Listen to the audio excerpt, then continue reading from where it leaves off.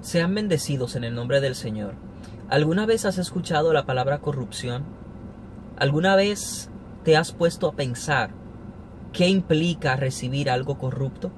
¿Alguna vez te has puesto a meditar qué consecuencias pudiera tener yo y pudiera tener mis futuras generaciones por causa de asumir algo que en el fondo yo sé que es corrupto, pero no me da la voluntad, ni tengo el compromiso, ni la responsabilidad con Dios para decir esto es corrupto, por lo tanto no lo vivo? ¿Alguna vez te lo has preguntado? Pues precisamente de eso quiero hablarte. Quiero hablarte hoy de corrupción en el reino.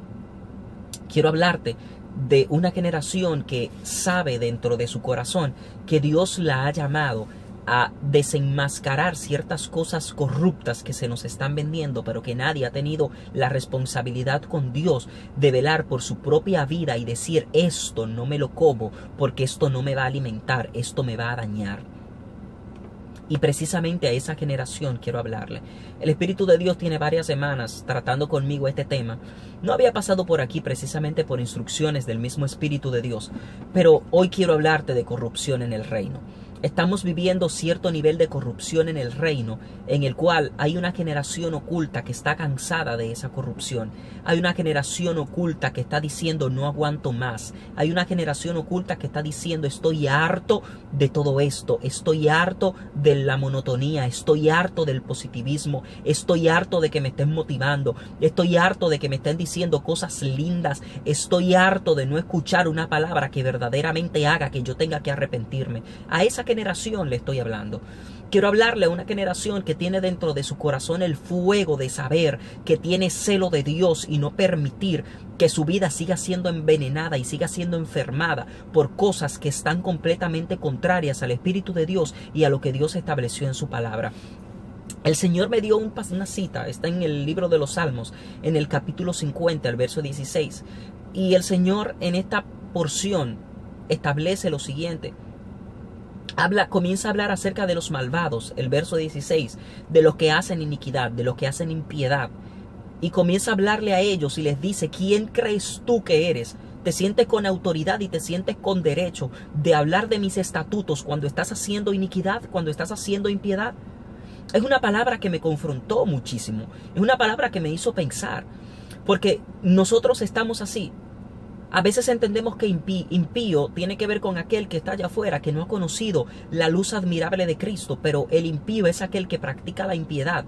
Y la impiedad implica la falta de misericordia por el dolor ajeno. ¿Cuántos de nosotros nos comportamos como impíos dentro de la casa del Señor? Porque simple y sencillamente yo no comparto la opinión de mi hermano, porque yo no comparto la forma de pensar de mi hermano, porque dentro de mi empresa, sí. Porque nosotros hemos tomado la iglesia del Señor y la hemos puesto como si es una empresa de reclutamiento personal, donde aquel que cae bien es aquel que tiene que estar de acuerdo a la visión que yo entiendo y que yo quiero. Y si tú no estás de acuerdo a la visión que yo entiendo, entonces tú no encajas en este asunto. Porque parece que se nos ha olvidado que el dueño de esta empresa, el dueño de este asunto se llama Cristo, sigue siendo Cristo y seguirá siendo Cristo. Y en la casa de Cristo, en la casa del Señor, se hace las cosas como el Mesías quiere y se dice lo que Él quiere, cuando quiere y como quiere. Porque estamos viviendo un reino donde aparentemente el Mesías perdió la autoría de decir lo que quiere y cuando quiere. Porque parece que se nos ha olvidado que la palabra del Señor establece que el espíritu de la profecía es el testimonio de Yeshua, es el testimonio del Mesías. Y el espíritu profético que nosotros estamos viviendo hoy está brindando el testimonio de cualquier cosa menos el del Mesías. Está brindando mi testimonio, está brindando mis recursos, está brindando mi visión, está manifestando lo que yo quiero, está manifestando lo que yo anhelo, está manifestando el intercambio de nombres que nosotros tenemos hoy. Eso es lo que el espíritu profético hoy está manifestando. Y digo espíritu profético porque es la pantalla que nos están vendiendo. Pero no es realmente espíritu profético, es un espíritu de adivinación. Y hace unos días escribía en una red que el espíritu de adivinación, por acertado que parezca, simplemente será eso, espíritu de adivinación. Nunca va a producir en el corazón del pueblo de Dios lo que realmente produce el espíritu de la profecía, que es una revelación real de Cristo, que es una revelación real del Mesías. ¿Quieres evidencia? ¿Me puedes explicar cuál es el desenfreno que tiene el pueblo de Dios hoy en día? ¿Alguien puede explicarme el desenfreno y la desorientación que el pueblo del Mesías tiene en este día? La palabra del Señor establece en el libro de Proverbios que sin profecías el pueblo se desenfrena. ¿Sabes lo que establece la versión hebrea?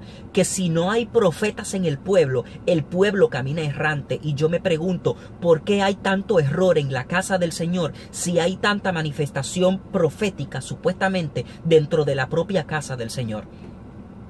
Es una pregunta bastante interesante y se la voy a dejar de tarea.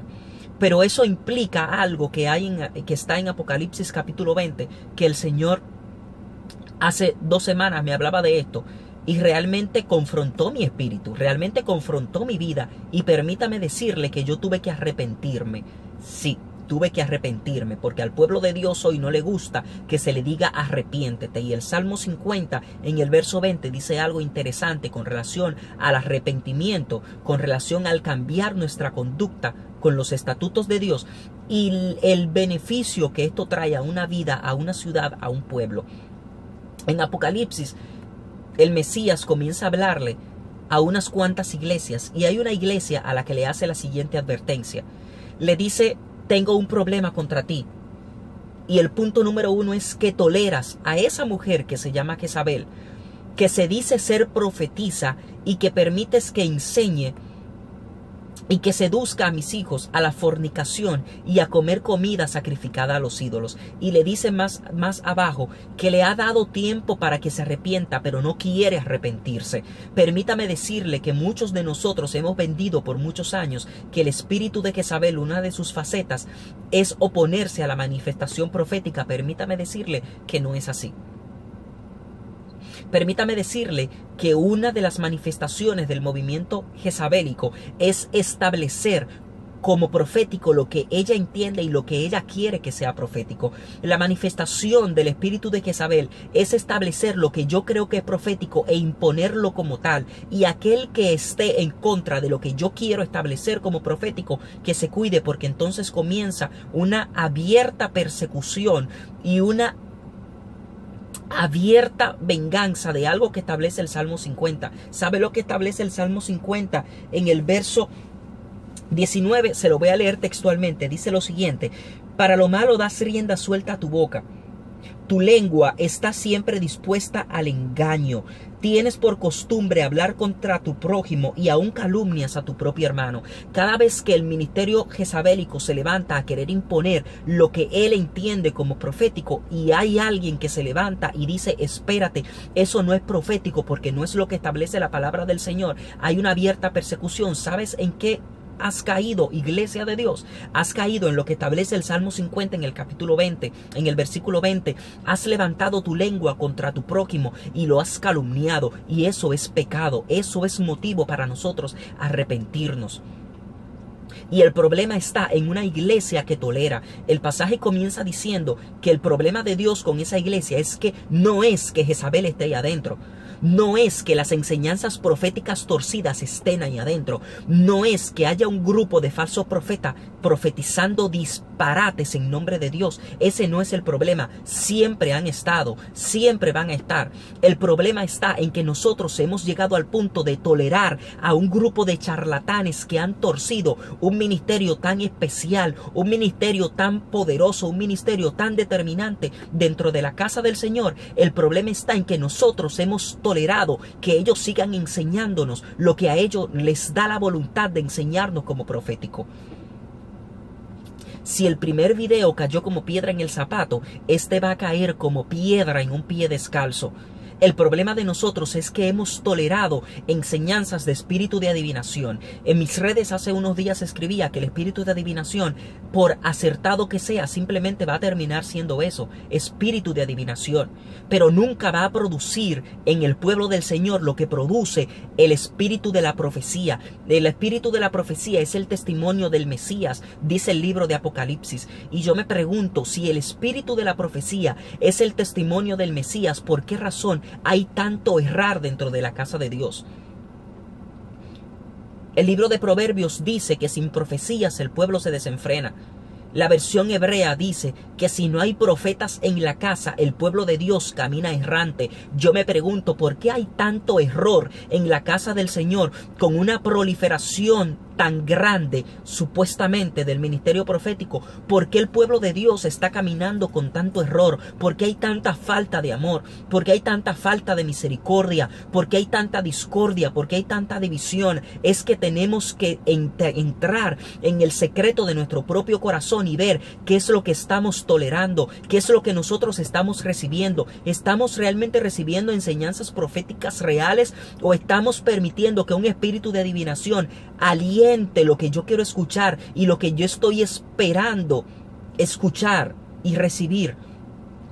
Dios nunca va a mover al ministerio profético a decirle a nadie que usted es la envidia de nadie, que el Señor reprenda al diablo. Se le tiene que quemar la lengua al supuesto profeta que se atreva a profetizarle a alguien en el nombre de Dios que tú eres la envidia de tal o cual.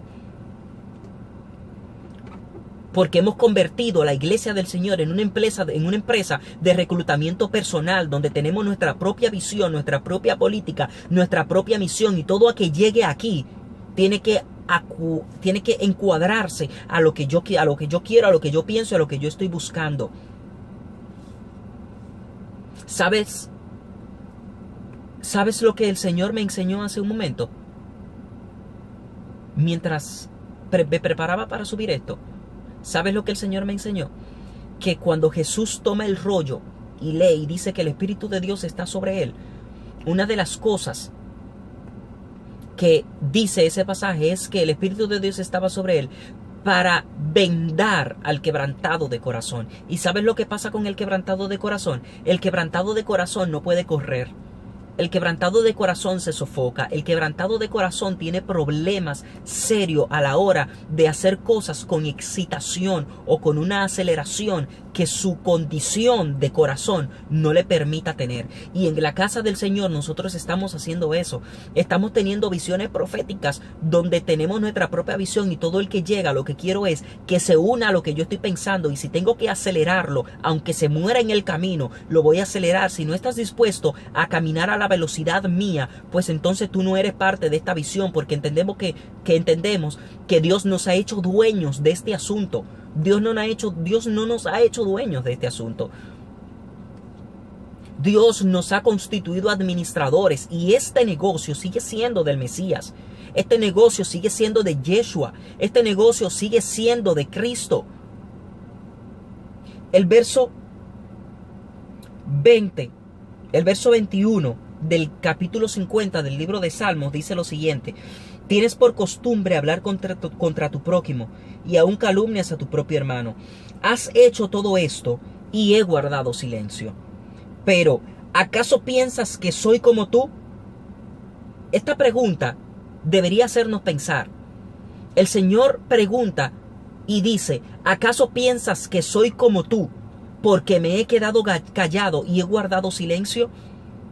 Pero a todo aquel que escucha esto y que sabe que Dios ha guardado silencio, quiero decirle: no te preocupes, no tengas temor, porque el verso 22 dice: ¿acaso ustedes que se olvidan de Dios consideren lo que he dicho? De lo contrario los haré pedazos y no habrá nadie que los salve. Dios ha guardado silencio, pero llega un momento que, así como esta generación está cansada de recibir enseñanzas corruptas, asimismo Dios se cansa de que aquel que tiene la responsabilidad de enseñar enseñe corrupción. Pero también quiero decirle a todo aquel que escucha esa corrupción que usted no está en la obligación de tolerar la corrupción, como dice el capítulo de como dice en el libro de Apocalipsis. La advertencia de Dios no era que Jezabel estaba ahí enseñando cosas. El problema era que ellos como iglesia habían tolerado, habían permitido que ella les enseñara.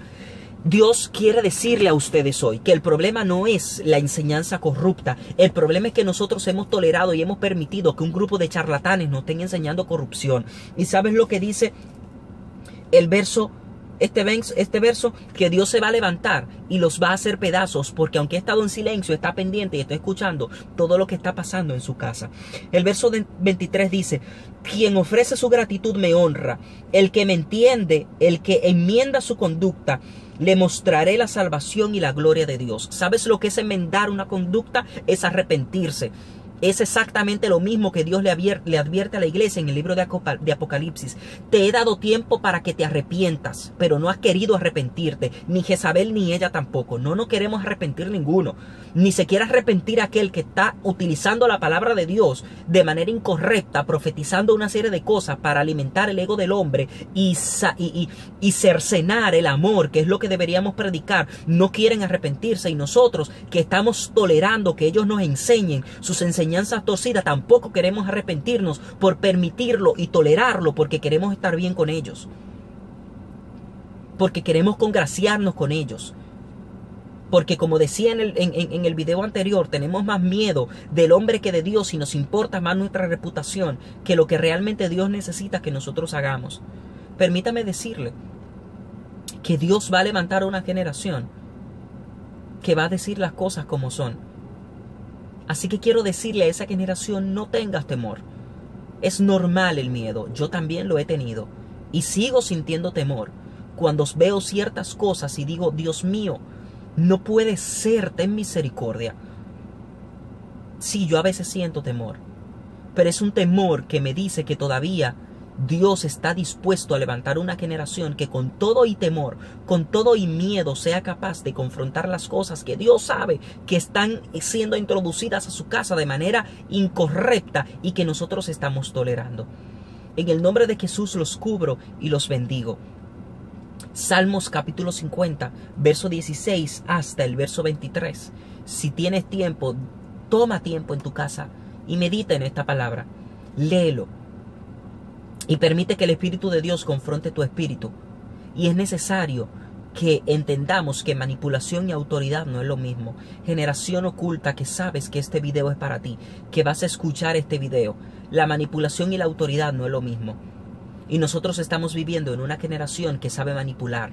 Nosotros estamos viviendo una generación que tiene autoridades espirituales, que la autoridad no la tienen. ¿Sabes por qué? Porque están viviendo cosas que no son íntegras delante del Señor. En el secreto hacen una cosa y en público desde los altares nos predican otra. Y Dios no tiene compromiso de cumplir en público lo que en privado nosotros no tenemos compromiso de vivir.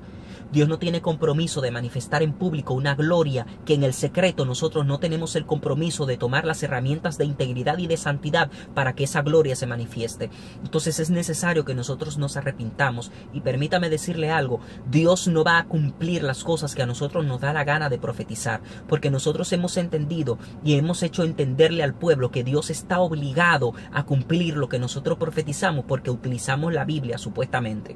Dios no está obligado a cumplirlo. Dios está obligado a cumplir lo que su boca profética establece, que es muy diferente a lo que yo quiero profetizar, es muy diferente a lo que mi corazón anhela, siente y desea. Nunca le digas a nadie: mira, así te dice Dios, cuando tú sabes que lo que tú tienes en el corazón es un deseo ardiente de ver una promesa de Dios cumplida en la vida de esa persona. Mejor dile: mira, anhelo ver con todo el fuego de mi corazón que Dios cumpla esto en ti, pero nunca le digas así dice el Señor, porque estás acarreando juicio para ti y estás acarreando juicio para un pueblo que quizás sea ignorante, pero también estás acarreando juicio para un pueblo que, aunque no es ignorante, te permite que tú lo enseñes y que lo digas.